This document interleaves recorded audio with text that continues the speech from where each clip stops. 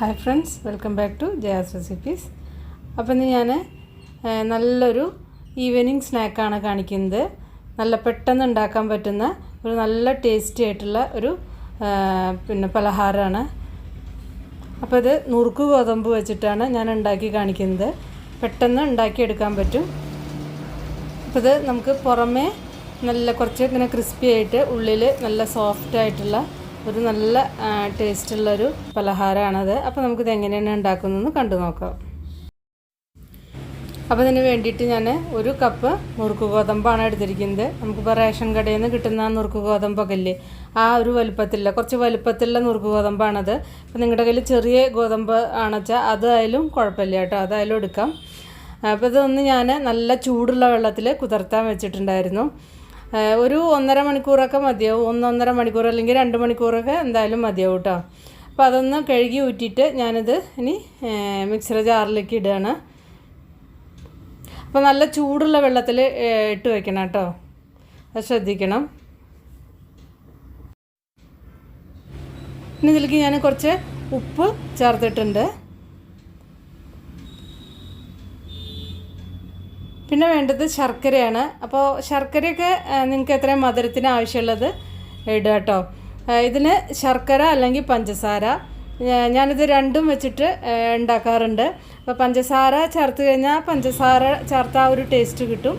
ശർക്കര ആണെങ്കിൽ ആ ശർക്കരയുടെ ആ ഒരു ഫ്ലേവർ കിട്ടും. അപ്പോൾ നിങ്ങൾക്ക് പഞ്ചസാര വേണമെങ്കിൽ പഞ്ചസാര ചേർക്കുക, ശർക്കര വേണമെങ്കിൽ ശർക്കര ചേർക്കുക. ഇതിലേക്ക് ഞാൻ കുറച്ച് ചെറിയ ജീരകം ചേർത്തിട്ടുണ്ട്. നിങ്ങൾ അളവ് കണ്ടിട്ടുണ്ടാവുമല്ലോ, ചെറിയ ജീരകം. പിന്നെ ഒരു 2-3 സ്പൂണ് വെള്ളം ഒഴിച്ചിട്ട് ഇതൊന്ന് അരച്ചെടുക്കാം. അപ്പോൾ ഇത് നന്നായിട്ട് അരച്ചെടുക്കണം. അപ്പോൾ അത് അരയ്ക്കുമ്പോൾ പ്രത്യേകം ശ്രദ്ധിക്കുക, അതിൽ വെള്ളം കൂടി പോയാൽ പിന്നെ അത് ബുദ്ധിമുട്ടാവും നമുക്ക് ഉണ്ടാക്കിയെടുക്കാൻ.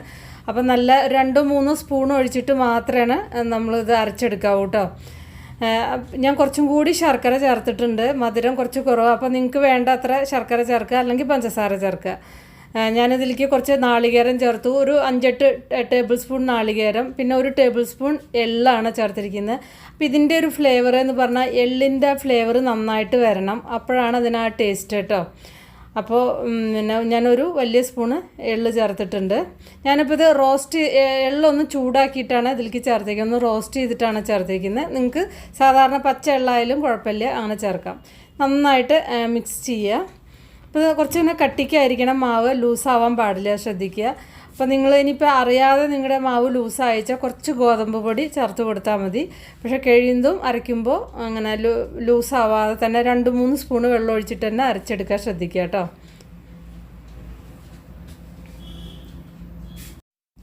ഇനി ഞാൻ ഇതിലേക്ക് കുറച്ച് കാഷ്യൂ നട്ട് ഒന്ന് ക്രഷ് ചെയ്താണ്. ഇത് നിങ്ങൾക്ക് കയ്യിലുണ്ടെങ്കിൽ ചേർത്താൽ മതി, ഇല്ലെങ്കിൽ കുഴപ്പമൊന്നുമില്ല. അല്ലെങ്കിൽ ബദാം ക്രഷ് ചെയ്തിട്ട് ചേർക്കാം. അപ്പോൾ നമ്മൾ കുട്ടികൾക്ക് കൊടുക്കുമ്പോൾ നട്ട്സൊക്കെ ഇട്ട് കഴിഞ്ഞാൽ കുറച്ചും കൂടി ഹെൽത്തി ആവും. അപ്പോൾ അതൊന്ന് ക്രഷ് ചെയ്തിട്ടാവുമ്പോൾ അതിൻ്റെ ബൈറ്റ് കിട്ടും, നല്ല ടേസ്റ്റ് ആയിരിക്കും. പിന്നെ വറക്കാത്ത ബദാമാണ് അല്ലെങ്കിൽ പിന്നെ കാഷ്യൂ നട്ട് ചേർത്താൽ മതി. അപ്പോൾ അതും കൂടി ചേർത്തിട്ട് നന്നായിട്ട് മിക്സ് ചെയ്യുക. ഇപ്പം ഞാൻ ആദ്യം കുറച്ച് മാവിന്ന് ബാറ്ററിന്ന് എടുത്ത് ഉണ്ടാക്കി നോക്കിയിട്ടുണ്ട് കേട്ടോ. അപ്പോൾ ബാറ്റർ അതാണ് ഇപ്പോൾ കുറച്ച് കുറവായിട്ട് തോന്നുന്നത്. അപ്പോൾ ഈ ഒരു കൺസിസ്റ്റൻസി ആവണം, ശ്രദ്ധിക്കുക. കണ്ടില്ലേ, ഇത്രയും ഒരു ഇത് മതി, ലൂസാവണ്ട. ഓക്കെ, ഇനി നമുക്ക് ഉണ്ടാക്കാം. അപ്പം ഞാൻ എണ്ണ ചൂടാക്കാൻ വെച്ചിട്ടുണ്ട്. അപ്പോൾ ഞാനിതിലേക്ക് കുറച്ച് ഏലക്കാപ്പൊടി ചേർക്കുന്നുണ്ട്. അത് നിങ്ങൾക്ക് എത്ര ഫ്ലേവറിന് ആവശ്യമായിട്ടുള്ള ഏലക്കാപ്പൊടിയും കൂടി ചേർക്കുക കേട്ടോ. എന്നിട്ട് നന്നായിട്ട് മിക്സ് ചെയ്യുക. അപ്പോൾ ഞാൻ പിന്നെ വെളിച്ചെണ്ണയിലാണ് കേട്ടോ ഇത് ഉണ്ടാക്കുക, അപ്പോഴാണ് അതിന് നല്ല ടേസ്റ്റ്. ഇപ്പോൾ നിങ്ങളുടെ കയ്യിൽ വെളിച്ചെണ്ണ ഇല്ലെങ്കിൽ മാത്രം നിങ്ങൾ മറ്റുള്ള ഓയിൽ, റിഫൈൻഡ് ഓയിൽ യൂസ് ചെയ്യുക. വെളിച്ചെണ്ണയുടെ ആ ഫ്ലേവറിൽ അതിന് നല്ല സൂപ്പർ ടേസ്റ്റാണ്. അപ്പോൾ അത് കുറച്ച് അങ്ങനെ കൈ കൊണ്ടോ അല്ലെങ്കിൽ സ്പൂൺ കൊണ്ടോ അങ്ങനെ ഇട്ട് കൊടുക്കുക. സ്പൂൺ കൊണ്ട് കൈ കൊണ്ട് നുള്ളി ഇടാവുന്നതേ ഉള്ളൂ. ഞാനിപ്പോൾ ആദ്യം കാണിക്കുമ്പോൾ സ്പൂൺ കൊണ്ട് ചെയ്തു, പിന്നെയൊക്കെ ഞാൻ കൈ കൊണ്ട് ഇങ്ങനെ നുള്ളി ഇടുകയാണ് കേട്ടോ ചെയ്തത്. ഇത് പെട്ടെന്ന് കുക്കാവാറൊന്നും അധികം സമയമില്ല, കാരണം നമ്മൾ ചൂടുള്ള വെള്ളത്തിലിട്ടിട്ടല്ലേ കുതിർത്തിയെടുത്തത്. അപ്പോൾ പെട്ടെന്ന് ഇത് ആവും. തിരിച്ച് മറിച്ചിട്ടിട്ട് ഇതിങ്ങനെ മൊരിച്ചെടുക്കുക. അപ്പോൾ നിങ്ങൾക്ക് വേണമെങ്കിൽ ഇതിൽ നല്ല സോഫ്റ്റായിട്ട് വേണം, കൂടുതൽ സോഫ്റ്റ്. ഇതിപ്പോൾ അത്യാവശ്യം ഉള്ളിലൊക്കെ നല്ല സോഫ്റ്റാണ്. അപ്പോൾ നിങ്ങൾക്ക് കൂടുതൽ സോഫ്റ്റ്നെസ് വേണമെങ്കിൽ നിങ്ങൾക്ക് കുറച്ച് ഒരു 1/4 ടീസ്പൂൺ ബേക്കിംഗ് സോഡ ചേർക്കാം.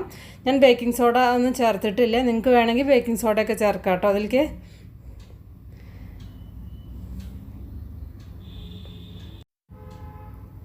പിന്നെ പൊതുവെ ബേക്കിംഗ് സോഡയൊക്കെ ചേർക്കുമ്പോൾ ചെറുതായ രീതിയിൽ എണ്ണ കുടിക്കും. അപ്പോൾ ഈ രീതിയിൽ ഉണ്ടാക്കുമ്പോൾ ഒട്ടും എണ്ണയൊന്നും കുടിക്കില്ല.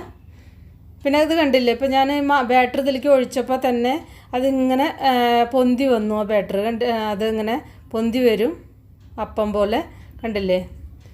ഇനി തിരിച്ച് മറിച്ച് വിട്ടിട്ട് നന്നായിട്ട് ഇതിങ്ങനെ മൊരിച്ചെടുക്കുക.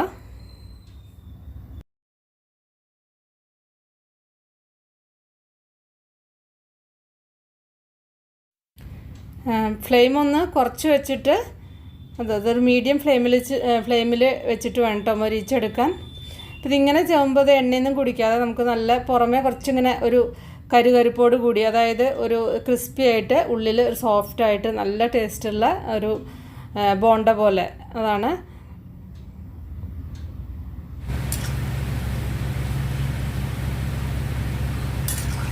ഇപ്പോൾ അതാ റെഡിയായി.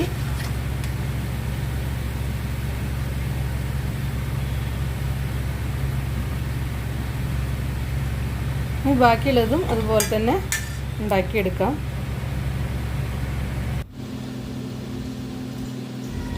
അപ്പോൾ ഞാൻ ഇതിന് മുന്നേ നുറുക്ക് ഗോതമ്പിൻ്റെ ഒരുപാട് വേറെ റെസിപ്പീസൊക്കെ ഇട്ടിട്ടുണ്ടായിരുന്നു.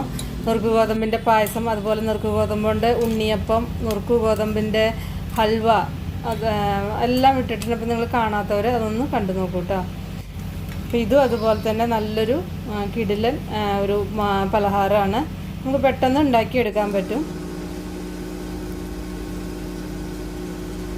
അപ്പോൾ നിങ്ങളെല്ലാവരും ഉണ്ടാക്കി നോക്കിയിട്ട് നിങ്ങളുടെ ഫീഡ്ബാക്കൊക്കെ ഒന്ന് അറിയിക്കുക കേട്ടോ. ഇഷ്ടപ്പെട്ടാൽ ഒന്ന് ലൈക്ക് ചെയ്യുക, അല്ലെങ്കിൽ നിങ്ങൾക്ക് ഡിസ്ലൈക്ക് ചെയ്യാം. അതുപോലെ തന്നെ നമ്മുടെ ചാനൽ ഇതുവരെയായിട്ട് സബ്സ്ക്രൈബ് ചെയ്തിട്ടില്ലെങ്കിൽ ഒന്ന് സബ്സ്ക്രൈബ് ചെയ്യാം കേട്ടോ.